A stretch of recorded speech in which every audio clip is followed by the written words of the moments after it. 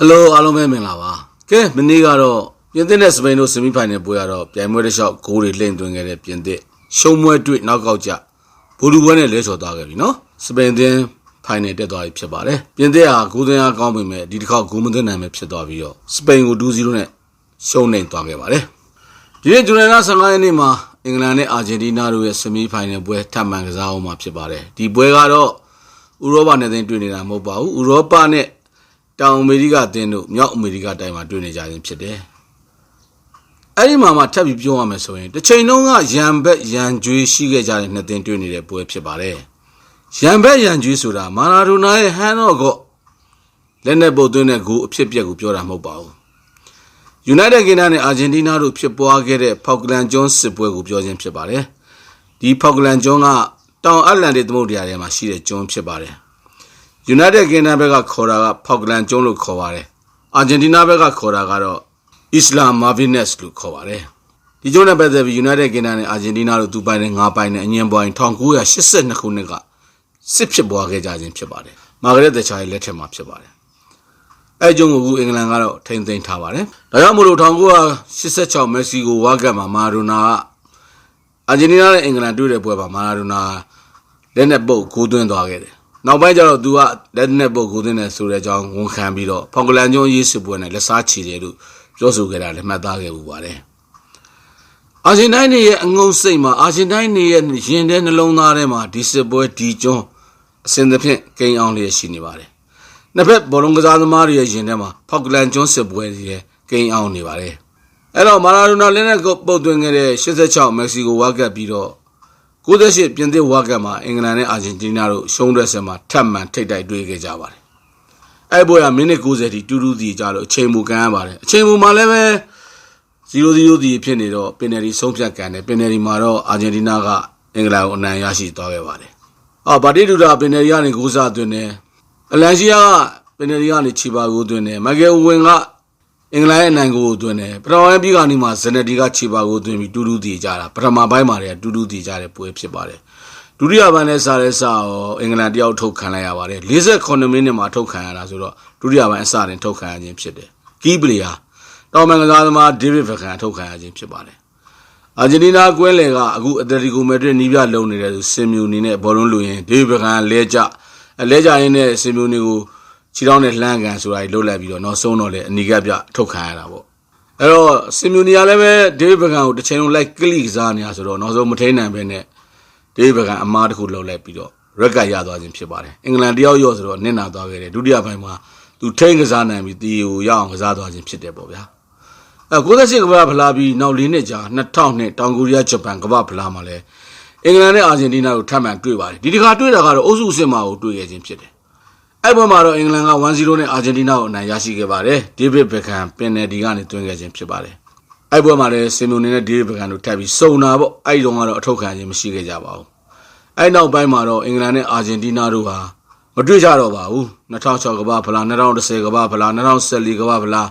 2018ကမ္ဘာဖလား2022ကမ္ဘာဖလားမတွေ့ကြတော့အခုထပ်ပြီးစုံတွေ့ခြင်းဖြစ်ပါတယ်အဲ့တော့လည်းဖောက်ကလန်ကျွန်းစစ်ပွဲပြန်ပြီးနိုးထလာခြင်းလည်းဖြစ်တယ်ပြန်ပြီးသတိရလာခြင်းလည်းဖြစ်တယ်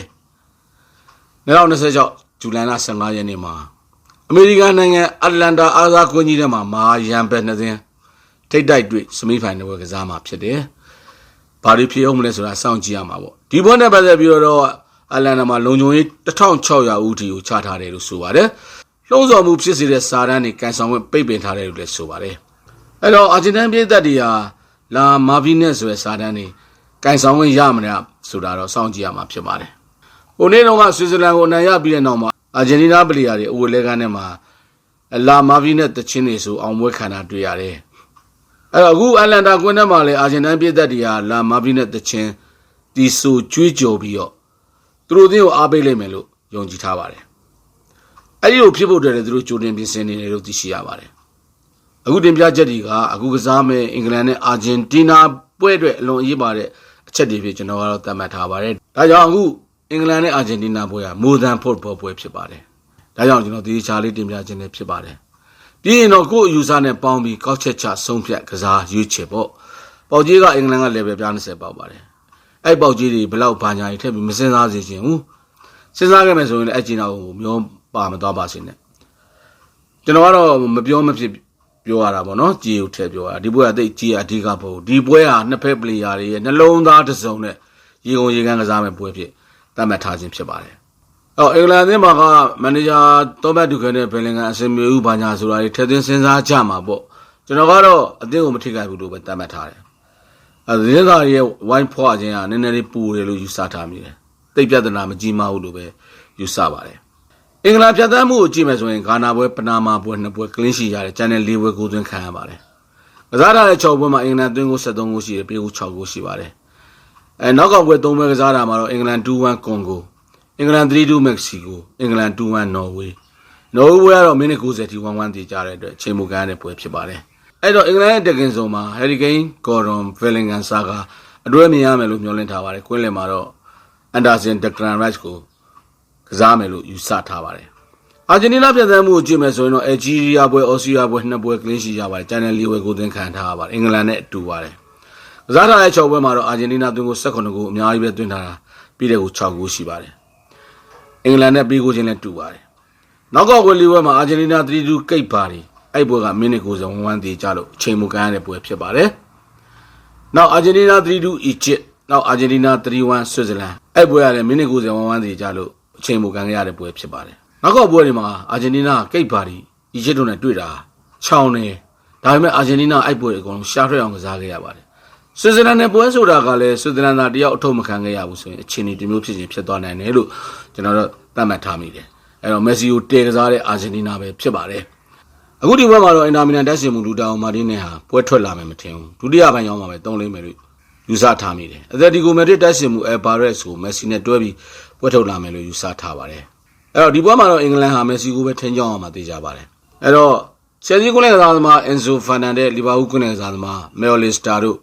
ဘလောက်ထိုးဖောက်ကစားနိုင်မလဲဆိုတာလဲစောင့်ကြည့်ရမှာပွဲဖြစ်ပါတယ်အဲ့တော့အင်္ဂလန်ရောအာဂျင်တီးနားရောဖင်ပွင့်နေတဲ့အသင်းတွေဖြစ်ပါတယ်မင်းရကစားတဲ့ပြင်သစ်တို့စပိန်တို့ကခန်းစစ်တွေတောင်းနေနေရတဲ့အသင်းတွေဖြစ်ပါတယ်အခုဒီနှစ်သင်းကတော့ဖင်ပွင့်နေတဲ့နှစ်သင်းဖြစ်ပါတယ်အဲ့တော့အင်္ဂလန်နဲ့အာဂျင်တီးနားဘယ်သင်းကြိုက်တာလဲကြိုက်တဲ့အသင်းသာကိဗျာမကိဖဲတဲ့ဒီတိုင်းထိုင်ဖီးကျင်တယ်ဖီးပေါ့ဗျာဒီပွဲမကစားလို့ဘာမှဖြစ်ပါဘူးအိုးလာ21ရက်နေ့ဆိုရင်လီပွဲတွေစပြီလေဒါနဲ့မှတလဆိုတာဘာမှမချက်ပါဘူးဖင်လေကောင်းလည်းနဲ့ရောက်သွားတာပါပဲโอเคအားလုံးစင်ပြေကြပါစေ